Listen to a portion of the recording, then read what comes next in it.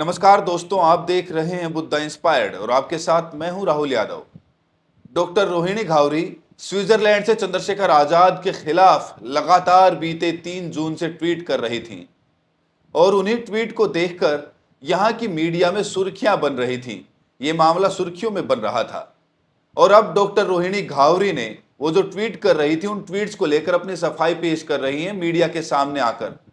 और स्विट्जरलैंड से ही उन्होंने कई सारे मीडिया हाउसेज को इंटरव्यूज दिए हैं और चंद्रशेखर आजाद के ऊपर कई सारे गंभीर आरोप लगाकर उन्हें एक तरीके से कटघरे में खड़ा कर दिया है।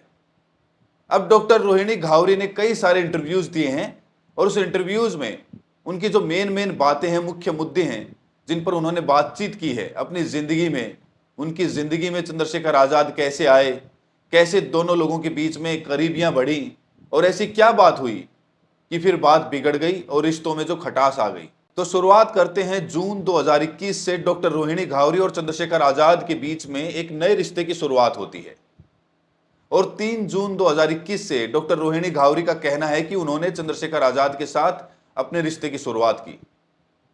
और जब चंद्रशेखर आजाद से बातचीत होती थी तो ये बातचीत जो होती थी ये ज्यादातर अपनी खुद की रिलेशनशिप से हटकर मिशन मूवमेंट और आंदोलन को लेकर ज्यादा बातचीत होती थी और रात रात भर कई कई घंटों तक बातचीत होती थी, ये रोहिणी घावरी ने बताया है।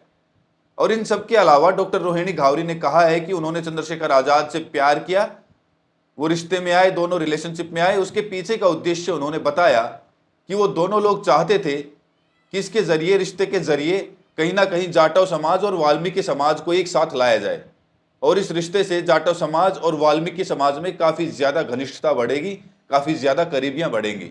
और इसके अलावा उनका कहना है कि चंद्रशेखर आजाद के प्यार में वो इतना ज्यादा खो गई कि उन्हें आने वाले समय में किस तरीके की परिस्थितियों का, किस समस्याओं का सामना करना पड़ेगा, इसके बारे में उन्हें ख्याल ही नहीं रहा, उन्होंने सोचा ही नहीं। और डॉक्टर रोहिणी घावरी ने एक और चीज बहुत महत्वपूर्ण बताई। उन्होंने कहा कि जब चंद्रशेखर आजाद भारत में आंदोलन कर रहे थे, धरना प्रदर्शन कर रहे थे, तब वो चंद्रशेखर आजाद के लिए टी शर्ट, जूते, मोजे, कपड़े, घड़ी है, बहुत सारी चीजें वो स्विट्जरलैंड से भेजा करती थी।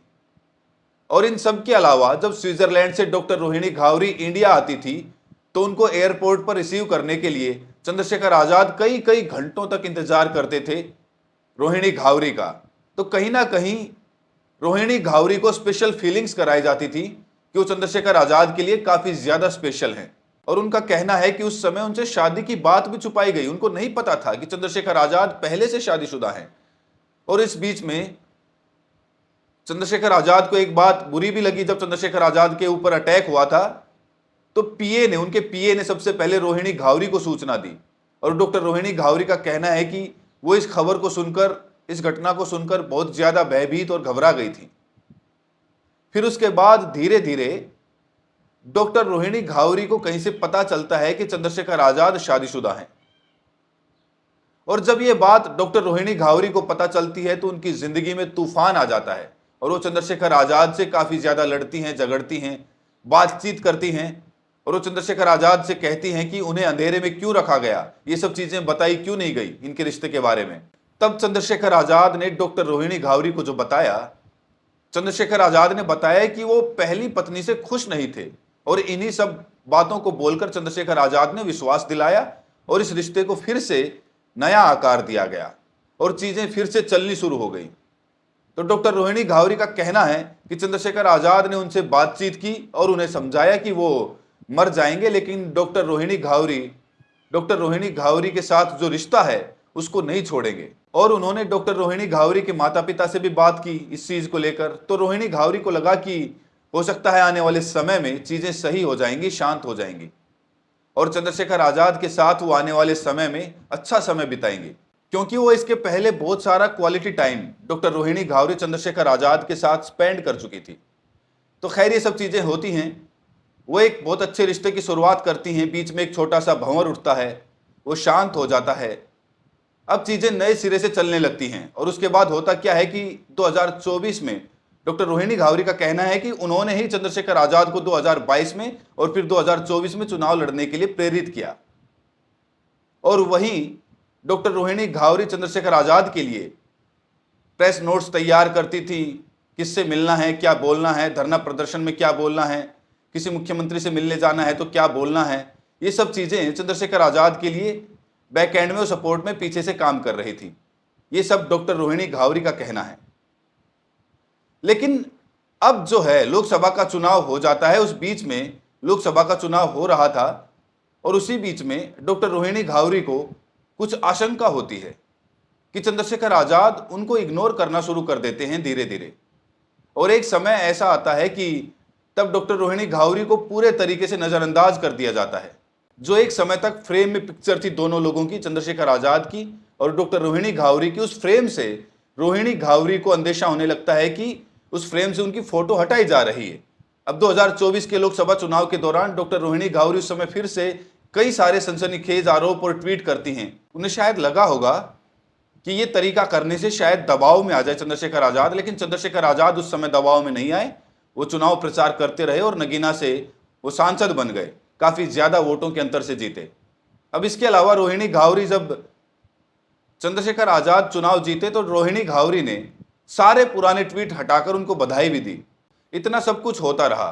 अब इसके अलावा एक और चीज़ सामने आई। सामने ये आया कि डॉक्टर रोहिणी घावरी को चंद्रशेखर आज़ाद ने चुनाव जीतने के बाद पूरे तरीके से नज़रअंदाज कर दिया और ये चीज़ डॉक्टर रोहिणी घावरी को इस बात से बहुत ज़्यादा आहत किया और इससे कहीं ना कहीं इस नज़रअंदाजी में डॉक्टर रोहिणी घावरी को और ज़्यादा घायल कर दिया। और अतीत में चंद्रशेखर आज़ाद के साथ उनके जो रिश्ते थे, उन सब चीज़ों को लेकर अब वो फिर से मैदान में आए हैं। सबसे बड़ी बात यह है कि डॉक्टर रोहिणी घावरी ने खुद स्वीकार किया है कि वो चंद्रशेखर आज़ाद के साथ लिव इन रिश्ते में रही हैं और उनका और चंद्रशेखर आज़ाद का रिश्ता रहा है। इस चीज़ को उन्होंने खुल्लम खुल्ला स्वीकार किया है। तो चंद्रशेखर आज़ाद चुनाव भी जीत गए, डॉक्टर रोहिणी घावरी से शादी भी नहीं की और कहीं ना कहीं उनको नज़रअंदाज भी करना शुरू कर दिया। तो इन सब चीज़ों ने डॉक्टर रोहिणी घावरी को बहुत ज़्यादा नाराज़ किया है। अब वो एकदम खुल्लम खुल्ला बैटिंग कर रही हैं, एकदम ओपनली मैदान में आ गई। वो कह रही हैं कि वो डरने वाली नहीं है, झुकने वाली नहीं है, शांत होने वाली नहीं है और वो समाज के सामने सच्चाई लाएंगी। और उनका ये भी कहना है कि कोर्ट की ज़रूरत पड़ेगी तो वो सारे तथ्य, सारे सबूत पेश करेंगी, तस्वीरें पेश करेंगी। मतलब ये है कि डॉक्टर रोहिणी घावरी रिश्ते में चंद्रशेखर के साथ रही, इस चीज़ को उन्होंने स्वीकार किया और इसके लिए उनके पास सबूत भी हैं। अब वो इतनी दमदारी से मीडिया में आकर अपनी बात कह रही हैं। तो इधर चंद्रशेखर आज़ाद 3 जून को उनकी सांसदी का 1 साल पूरा हो गया और इधर जो है 3 जून 2021 को रोहिणी घावरी चंद्रशेखर के साथ रिश्ते में आई थी। और आपने देखा होगा कि 3 जून के बाद ही डॉक्टर रोहिणी घावरी के सारे ट्वीट्स लगातार आ रहे हैं। तो डॉक्टर रोहिणी घावरी को शायद लग रहा होगा कि सांसदी का 1 साल चंद्रशेखर आज़ाद ने पूरा कर लिया है। शायद अब आने वाले समय में वो चंद्रशेखर आज़ाद के ऊपर और ज़्यादा हमलावर होना चाहती हैं। तो ये सब चीज़ें तो हो गई। अब आपको एक और खबर इसी में बता देता हूँ, इसी से जुड़ी हुई। दरअसल कुछ दिन पहले डॉक्टर रोहिणी घावरी ने पैसों से भरा एक बैग ट्वीट किया था, तस्वीर ट्वीट की थी। उस चीज़ को लेकर भी डॉक्टर रोहिणी घावरी ने खुलासा किया है। इंटरव्यू में उनसे पूछा गया कि पैसों से भरा बैग जो आपने ट्वीट किया था, ये गूगल की उठाई हुई फ़ोटो है या फिर हकीकत की फ़ोटो है? तो उन्होंने कहा कि ये हकीकत वाली फ़ोटो है और ना सिर्फ एक बैग पैसों से भरा हुआ, इस तरीके के बहुत सारे बैग और वो लाए थी पैसों से भरे हुए बैगों को।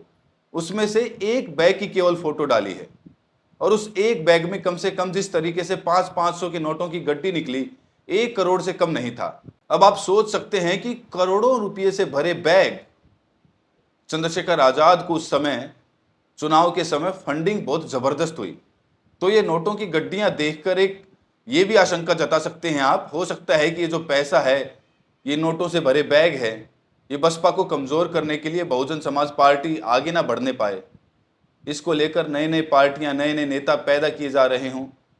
बहुत सारी चीज़ें भविष्य के गर्भ में छिपी हुई हैं। हालांकि डॉक्टर रोहिणी घावरी जिस तरीके से मीडिया में आ रही हैं और जिस तरीके से निडर होकर सारी चीज़ें मीडिया के सामने रख रही हैं, और उनका ये कहना है कि अभी तो ये शुरुआत हुई है, आने वाले समय में और कई सारे तथ्यों और सबूतों के साथ वो सामने आएंगी।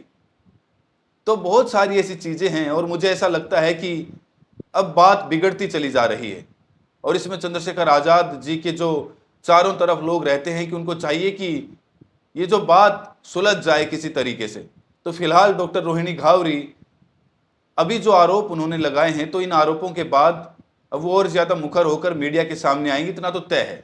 जिस तरीके से वो ट्वीट कर रही थी और उसके बाद लगातार इंटरव्यू दे रही थी कई चैनलों को, इससे तो पूरे तरीके से आप अंदाजा लगा सकते हैं कि वो आने वाले समय में इस लड़ाई को और ज्यादा बड़ा करेंगी, कोर्ट तक भी जाएंगी और उन्होंने कहा है कि सबूत की जरूरत पड़ेगी तो सबूत भी पेश करेंगे। तो देखना है कि आने वाले समय में इस मुद्दे को लेकर चंद्रशेखर आजाद जी की टीम की तरफ से क्या गंभीरता दिखाई जाती है।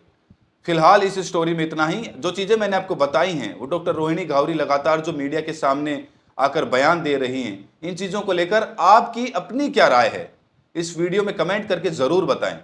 अगर आप चैनल को पहली बार देख रहे हैं तो बुद्धा इंस्पायर्ड को सब्सक्राइब करें, नोटिफिकेशन बेल को प्रेस करें। तो मिलते हैं अगली वीडियो में, तब तक के लिए बहुत बहुत शुक्रिया।